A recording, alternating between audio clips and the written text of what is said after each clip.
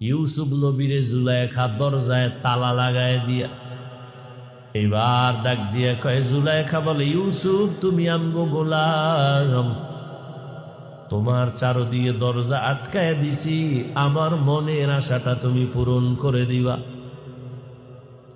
ইউসুফ নবী ডাক দিয়া কয়, রে জুলাইখা, তুমি আমাকে যতই আটকাও সম্ভব না। জুলাইখা সুন্দরী বলে, সম্ভাবনার দরজা সব আটকায় দিছি, অসম্ভবের কিছু নাই, দরজাগুলো আটকাইছি।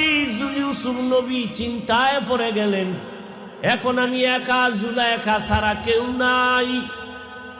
ও দয়ার মালিক,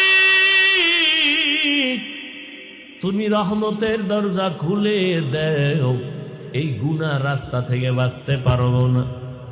আল্লাহ তাআলা ইউসুফের জন্য রহমতের দরজা খুলে দিলেন। অন্তর থেকে জবাব আসছে, জুলাইখা, দরওয়াজায় তালা লাগাইছো তুমি, আর দরওয়াজায় ধাক্কা লাগাবো আমি, দরজা খুলবেন আমার আল্লাহ। জুলাইখা অনেক আশা নিয়ে দরজা তালা লাগাইল। ইউসুফ নবী চিন্তা করলেন, দরজায় ধাক্কা দেওয়া আমার কাজ, দরজা খুলবেন কি খুলবেন না সেটা আল্লাহর কাজ। ইউসুফ নবী একটা ধাক্কা দিয়া দৌড় দিয়া দরজায় যখন টাচ করলেন, জুলাইখার তালা বদ্ধ সব দরজাগুলো টাস টাস করে খুলে গেল। ইউসুফ নবী দৌড়াইয়া সিঁড়ি থেকে নিচে নামলেন, জুলাইখাও পেছন দিক দিয়া নিচে নামলো। ইউসুফের গিয়া জামাটা ধইরা ছিঁড়া ফালাইছে। ইউসুফ নবী জুলাইখা একই দিকে দৌড়ায়, জুলাইখা ওদিকে দৌড়ায়, ইউসুফ ওদিকে দৌড়ায়, একই দিকে দুজনে দৌড়ায়।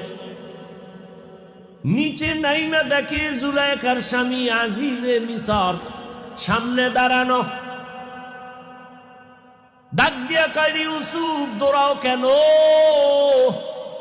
ইউসুফ চুপ হয়ে গেছে, কিংকিত কর্তব্য বিমূঢ় হয়ে গেল, কি বলবে। আবার মনে মনে চিন্তা, যে জিগাইতেছে কি হইছি, তার স্ত্রীর অপকর্ম বা উল্টা পাল্টা আমি কিছুই বলবো না, যেহেতু তার ঘরে থাকি, তারটা খাই, অন্তত অন্যায় তো চূড়ান্ত করে নাই, অতএব চুপ থাকি, দোষ না বলি। মহিলাদের অভ্যাস বড় খারাপ, না লাগলেও কথা বাড়ায় কইয়েই ফেলায়, মনে করে কথা বললেই বুঝি আমার সফলতা। জুলাইখা কন্ট্রোল করতে